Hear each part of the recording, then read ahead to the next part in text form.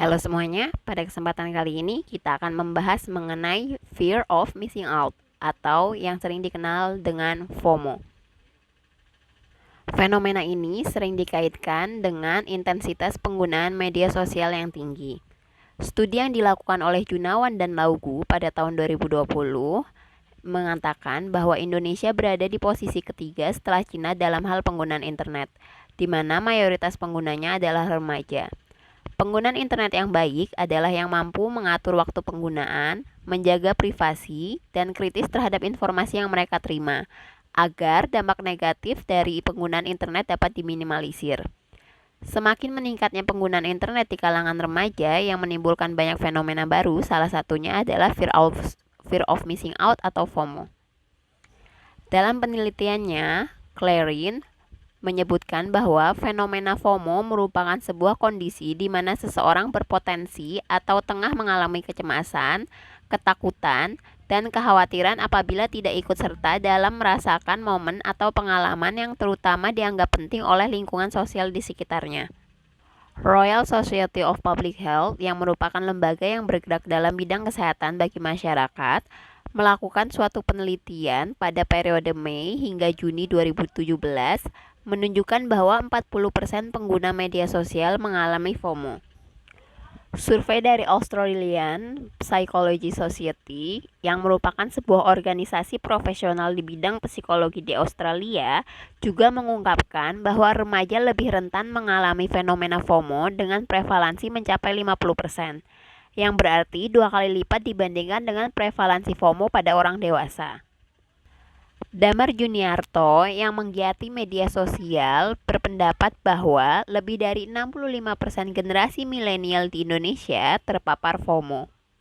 Hal ini berarti hampir 50 juta penduduk Indonesia merasa cemas ketika mereka tertinggal dari tren atau informasi terbaru.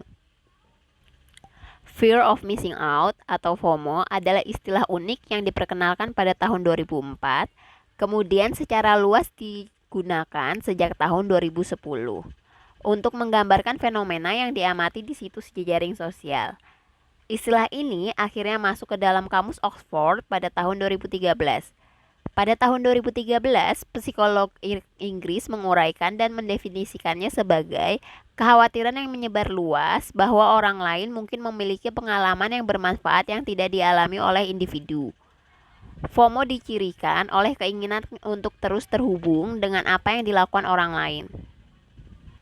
FOMO dikonseptualisasikan menggunakan teori penentuan nasib sendiri atau Self-Determination Theory atau SDT yang dikembangkan oleh Ryan et al.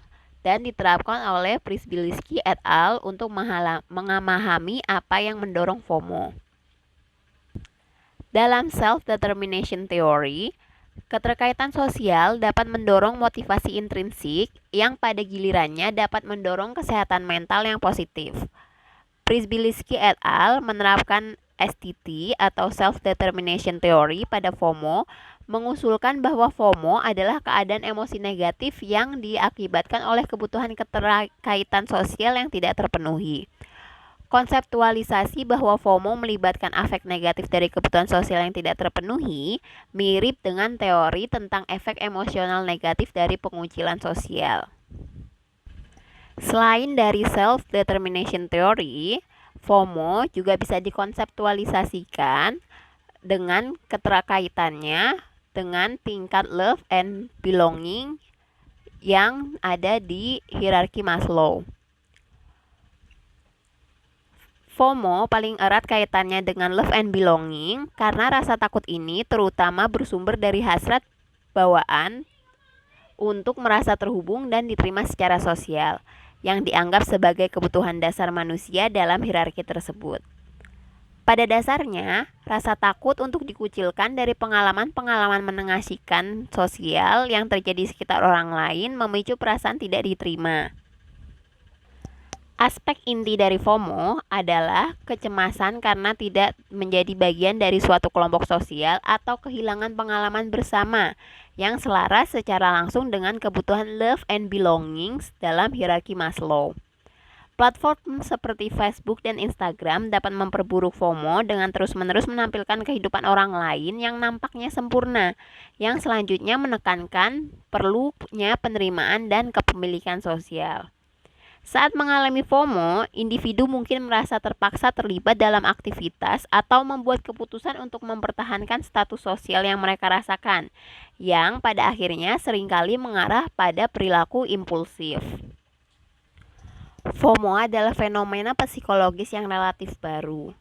Ini mungkin ada sebagai perasaan episodik yang terjadi di tengah percakapan sebagai disposisi jangka panjang atau keadaan pikiran yang membuat individu merasakan rasa rendah diri sosial yang lebih dalam, kesepian, atau kemarahan yang intens. Saat ini, lebih dari sebelumnya, orang-orang terpapar pada banyak detail tentang apa yang dilakukan oleh orang lain. Dan orang-orang dihadapkan pada ketidakpastian terus-menerus tentang apakah mereka melakukan cukup banyak atau apakah mereka berada di tempat yang seharusnya dalam hal kehidupan mereka. FOMO mencakup dua proses. Pertama, persepsi kehilangan diikuti dengan perilaku kompulsif untuk mempertahankan hubungan sosial ini. Aspek sosial FOMO dapat diartikan sebagai keterkaitan yang mengacu pada kebutuhan untuk memiliki dan pembentukan hubungan interpersonal yang kuat dan stabil. FOMO dianggap sebagai jenis keterikatan yang bermasalah dengan media sosial dan dikaitkan dengan berbagai pengalaman dan perasaan hidup yang negatif, seperti kurang tidur, kompetensi hidup yang berkurang, ketegangan emosional, efek negatif pada kesejahteraan fisik, kecemasan, dan kurangnya kontrol emosional. Dalam 7 tahun terakhir, penelitian dilakukan untuk menetapkan hubungan FOMO ini dengan berbagai hasil kesehatan mental. Maka menjadi menarik untuk memahami populasi mana yang lebih rentan terhadap fenomena ini. FOMO bukanlah fenomena kesatuan, tetapi lebih merupakan konstruksi yang lebih kompleks yang dapat mencerminkan kecenderungan pribadi tertentu dan dipertahankan oleh pengalaman yang bermanfaat yang dihasilkan dari keinginan orang untuk keterikatan interpersonal. Ada beberapa aspek yang dipengaruhi oleh FOMO.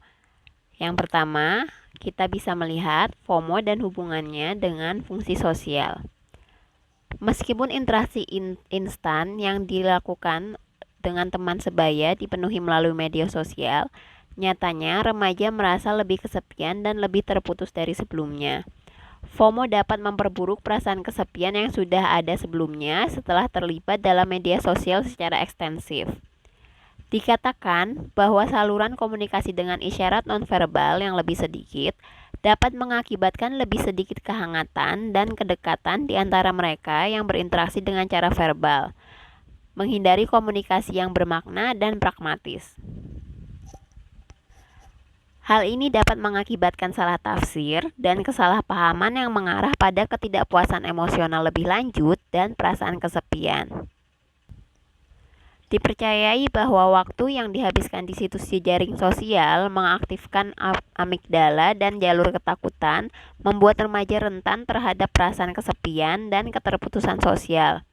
Hal ini berkontribusi pada sifat siklus FOMO di mana seseorang individu terlibat dengan media sosial untuk meringankan perasaan kesepiannya, tetapi sebenarnya malah memperburuknya, karena mereka harus kembali lagi ke media sosial dan mencoba untuk meringankan perasaan ini.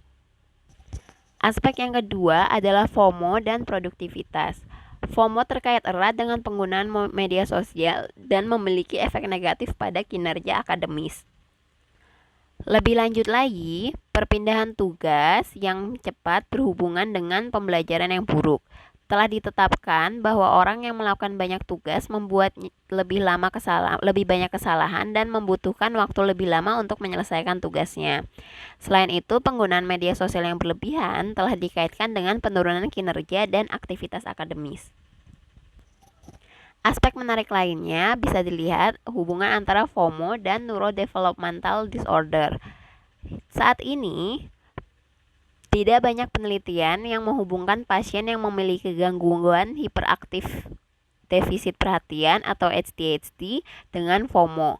Namun akan menarik untuk mempelajari anak-anak dan remaja dengan hiperaktivitas dan kurangnya perhatian yang telah mengalami mielinisasi tertunda di korteks prefrontal. Penelitian lebih lanjut diperlukan di area ini untuk mengeksplorasi variabel-variabel yang mungkin terpengaruh dengan munculnya FOMO. Membahas mengenai penanganan FOMO, pilihan pengobatan didasarkan pada prinsip terapi perilaku kognitif atau Cognitive Behavioral Therapy atau CBT. CBT menangani kognisi terdistorsi yang dianggap mendasari perkembangan dan pemeliharaan kondisi FOMO ini. Pengurangan FOMO atau FOMO reduction adalah model yang dirancang khusus dan menjanjikan yang ditujukan untuk membangun ketahanan dengan berfokus pada panduan literasi swadaya tentang desain dan penggunaan media sosial yang tepat. Tujuan pengobatannya haruslah kontrol daripada abstinensi. Teknik penghindaran gangguan juga merupakan bagian dari FOMO reduction. Keterlibatan berlebihan dalam perilaku yang ditargetkan yang menyebabkan gangguan fungsional yang dilaporkan sendiri cenderung cukup sementara bagi sebagian besar individu. Oleh karena itu, perilaku berlebihan seperti FOMO seringkali bergantung pada konteks, dan pemulihan spontan sering terjadi.